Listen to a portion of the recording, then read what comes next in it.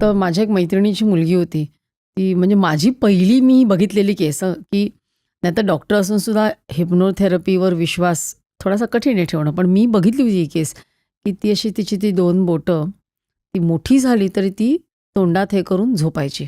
खूप मोठी झाली तरी. मग त्यावेळी कोण हिप्नोथेरपिस्ट होते त्यांच्याकडे नेलं आणि त्यांनी मला वाटतं तिला काय सूचना दिली माहिती नाही. दिली असेल की बोट तोंडात टाकलं तर कडू लागेल किंवा काय. आणि मग त्या दिवसापासून तिने ती बोटं तोंडात घालून झोपणं कंप्लीटली बंद केलं. ही मी केस बघितल्यामुळे मला असं वाटतं, माझा विश्वास बसलेला आहे, की ह्याचा चांगल्यासाठी वापर होऊ शकतो. मग अशा वाईट कुठल्या सवयी तुम्ही घालवल्यात का? हे मी का विचारते माहिती आहे? हे प्रॉब्लेम्स आपण बोलतो ना सगळ्यांना असतात, सगळ्यांना.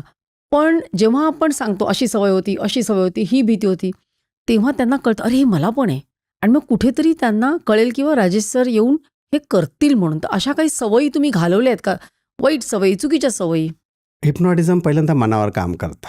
जन्मल्यापासून मरेपर्यंत आपण सर्वात जास्त बोलतो ते आपल्या मनाशी, है ना? 60 ते 70 हजार विचार 24 तासात हे प्रत्येकाला येतात.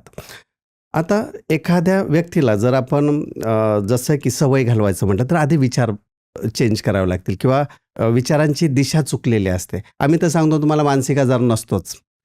एखादा निगेटिव्ह विचार करतो, डिप्रेशनमध्ये जातो. म्हणजे काय ते विचार आहेत. म्हणजे तुमचे चुकीचे विचार तुम्ही करता याचा अर्थ तो मानसिक आजार झाला का?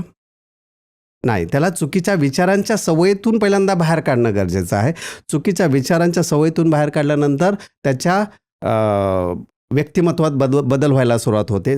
सगळ्यात पहिला बदल म्हणजे त्याच्या सवयी बदलतात. सवय बदलली की स्वभाव बदलतो आणि स्वभाव बदलला की आपलं व्यक्तिमत्व बदलतं. म्हणजे कोणतीही सवय आणि इथे आपल्याकडे जे काही क्लायंट येतात ते सवय बदलण्यासाठी तर येतात. म्हणजे हिप्नोथेरपी ही नुसतीच तुमच्या विचारांवर नाही तर तुमच्या सवयींवर पण काम करते, व्यक्तिमत्वावर पण काम करते. आणि हिप्नोथेरपी फक्त मानसिक आजार अशाच लोकांना नाही तर विद्यार्थ्यांसाठी सुद्धा महत्त्वाच्या आहेत. अशा भरपूर केसेस आहेत की 36, 37, 38% वाली मुलं 85च्या आसपास गेलेली आहेत. म्हणजे ती क्षमता त्यांच्यामध्ये होतीच. त्याचा फक्त वापर कसा करायचा किंवा सबकॉन्शियस माइंड प्रोग्रामिंग करून कसं त्याच्यामध्ये आपल्याला बदल घडवता येतं हे समजलं पाहिजे आणि हा अवेअरनेस असणं गरजेचं आहे. आता तुम्ही म्हणालात की सवयी बदलता येतात, बरोबर आहे. पण आता आपण बघतो ॲडिक्शनचं भयंकर प्रमाण आहे आणि एखादा अल्कोहोल ॲडिक्ट असेल, तर केवळ त्याच्या मनावर सांगून आम्ही बघतो ना, अल्कोहोल जर दिलं नाही तर ते विड्रॉलमध्ये जातात. मग तुम्ही जेव्हा त्यांच्यावर काय उपचार करता किंवा काय करता, तेव्हा एक्झॅक्ट काय करता? हे फार मला डॉक्टर म्हणून आणि प्रेक्षकांना हे समजलं पाहिजे, की एखादा माणूस जर रोज काही म्हणा, मग ते स्मोकिंग असेल, अल्कोहोल असेल, तर तुम्ही नक्की काय करता? कारण त्याला त्याच्या शरीराला सुद्धा विड्रॉल येणार की नाही? सगळ्यात महत्त्वाचं आपल्याला त्याचं कारण शोधलं पाहिजे. कारण मॅक्झिमम समजा 100 लोक आहेत आणि 100 लोकांचा म्हणजे रिसर्च आहेत हे. तर त्या रिसर्चमध्ये आणि माझाही रिसर्च आहे की 100 90 लोकांना ज्यावेळेस काउन्सिलिंग होतं त्यावेळेस सांगतात की सर मला निगेटिव्ह विचार येतात किंवा मला जो काही त्रास होतो आहे, मला अस्वस्थ वाटतं आहे, एन्झायटी होते. आणि मग मला एका मित्राने सांगितलं की थोडीशी तू जर घेतली तर तुला बरं वाटेल. आणि नेमकं तसंच होतं. थोडी घेतल्यानंतर त्याला खूप रिलॅक्स वाटतं, छान वाटतं आणि तो जो त्याच्याकडे एक चांगला अनुभव आहे तो अनुभव नंतर हळूहळू तो रिपीट करायला सुरुवात करतो. असे 90% लोक आहेत. आणि 10% एन्जॉय म्हणून ॲज अ फ्रेंड आहे, चला कधीतरी एन्जॉयमेंट आणि हळूहळू नंतर ती सवय लागते. लावून म्हणजे कोणती सवय हे त्याचं क्लिअरिफिकेशन होणं गरजेचं आहे. की जसं की चिडचिड आहे, राग आहे, तर हे पहिल्यांदा त्यांना क्लिअर झालं पाहिजे. आता तुम्ही सांगाल की अशी लोकं असतीलच की मला राग येतो असे बोलणारी लोकं आहेत. खूप आहेत ना. पण राग कधीच येत नाही हे मी स्टॅम्प पेपरवर लिहून देतो. म्हणजे काय?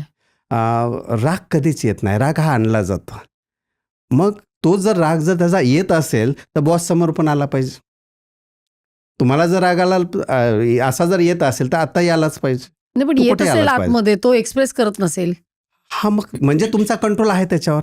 फक्त जिथे आपला जोर चालतो तिथेच आपण राग व्यक्त करत असतो. आणि जोर कुठे चालतो? घरातल्यांवर, मित्रांवर, अजून कोणावर चालतो. मग राग तिथेच व्यक्त होतो. हेच जर बॉस समोर जर गेलात आणि त्याला जर 1-1.5 लाखाचं पॅकेज आहे तर तिथे तो राग कधीच व्यक्त होणार नाही. तसं नाही. पण परत coming back to my question, की तुम्ही अशा ॲडिक्शनच्या केसेस हँडल केल्यात का? अशा भरपूर केसेस कुठल्या? आहेत मॅडम. हजारो लोकांना यातून बाहेर काढलाय आणि व्यसनांची मुळं शेवटी कुठे अंतर्मनातच आहेत. मेडिसिन घेऊन किंवा नवस करून असं कधी झालंय का हो? नाही. हां, त्याच्या सवयी बदलण्यासाठी त्याला लगेचच नाही. जो 20 वर्ष झालं रोज सकाळ, दुपार, संध्याकाळ कंटिन्यू तो व्यसनच करतोय, तर अशा व्यक्तीला लगेच सोड म्हटलं तर शक्य नाही. त्याला जर मी सांगितलं आज, की नाही आजपासून तुझी ड्रिंक बंद, पूर्ण बंद. होईल तसं. म्हणजे तुम्ही जर सपोज त्यांनी म्हटलं, कॉन्शियस माइंडला झोपवलं आणि सबकॉन्शियसला सांगितलं, की आजपासून तू ड्रिंक्स घेणार नाहीस, तर ते सबकॉन्शियस कॉन्शियसला सांगेल. मग तो बंद करेल. इतकं सोपं आहे का ते? नाही. याच्यामध्ये एक तर त्याची सवय. आज जर मी तुम्हाला त्या व्यक्तीला जर सांगितलं त्या व्यक्तीला जर मी सांगितलं, की आजपासून तुझी दारू कायमची बंद, तुला भेटणार नाही. त्यावेळेस त्याच्या मनाची अवस्था काय होईल? त्याचं बॉडी शिवरिंग करायला सुरू होईल. है ना? विड्रॉल होईल. विदिन सेकंड फक्त एक सूचना गेली, मिळणार नाही. हं.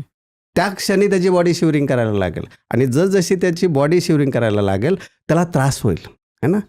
आणि म्हणून तर ॲडिक्शन जे काही रिहॅबिलिटेशन सेंटर्स आहेत तिथे सुद्धा लोक गेल्यानंतर त्यातून बाहेर पडत नाहीत. का? कारण त्यांच्या आतून ती इच्छाशक्ती तशीच आहे.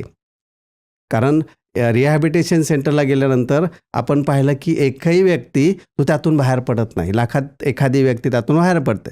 का? कारण त्याच्या मनावर कामच झालेलं नाही.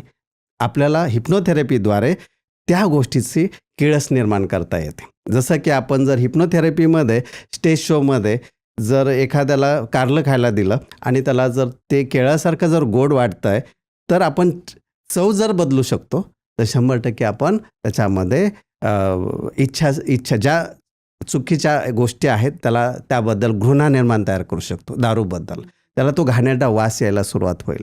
पण हे सगळं कधी होईल? आधी त्याला मान्य पाहिजे की नाही, या गोष्टीतून मला बाहेर पडायचं आहे. कारण मन हे कुठे दिसत नाही, त्या गोष्टीवर आम्ही काम करतो. आणि व्यसन ही अशी गोष्ट आहे की तुमची इच्छा असणं गरजेचं आहे. तुमची 1% इच्छा असेल तर 90% आपण काम करतो. पण ते 1 मिनिटात 5 मिनिटामध्ये होणार नाही, त्याला वेळ द्यावा लागणार आहे. प्रत्येक गोष्टीला जसं की हार्वर्ड युनिव्हर्सिटीचा रिसर्च आहे की कोणती सवय बदलण्यासाठी, म्हणजे बऱ्याचदा आपण ऐकलं की कोणती सवय 21 दिवसात लागते. पण हे सगळं खोटं आहे. कोणती सवय लागण्यासाठी सायकोलॉजीने, म्हणजे हार्वर्ड युनिव्हर्सिटीचा रिसर्च आहे की कमीत कमी 66 दिवस लागतात आणि ती सवय परमनंट होण्यासाठी 254 दिवस लागतात. म्हणून तर आपल्याला 90 डेजचा कोर्स आहे. पण 90 डेजच्या कोर्समध्ये तुम्हाला रोज माझ्याकडे यावं लागत नाही. एकदा प्रोग्रामिंग केल्यानंतर त्या प्रोग्रामिंगच्या ऑडिओ तुम्हाला दिल्या जातात. ते ऑडिओ तुम्हाला ती प्रोसेस घरीसुद्धा चालू राहते. ही क्लिप शेवटपर्यंत बघितल्याबद्दल खूप खूप धन्यवाद. संपूर्ण एपिसोड बघण्यासाठी खाली दिलेल्या लिंकवर क्लिक करा आणि सर्व काही चॅनलला सबस्क्राईब करायला विसरू नका.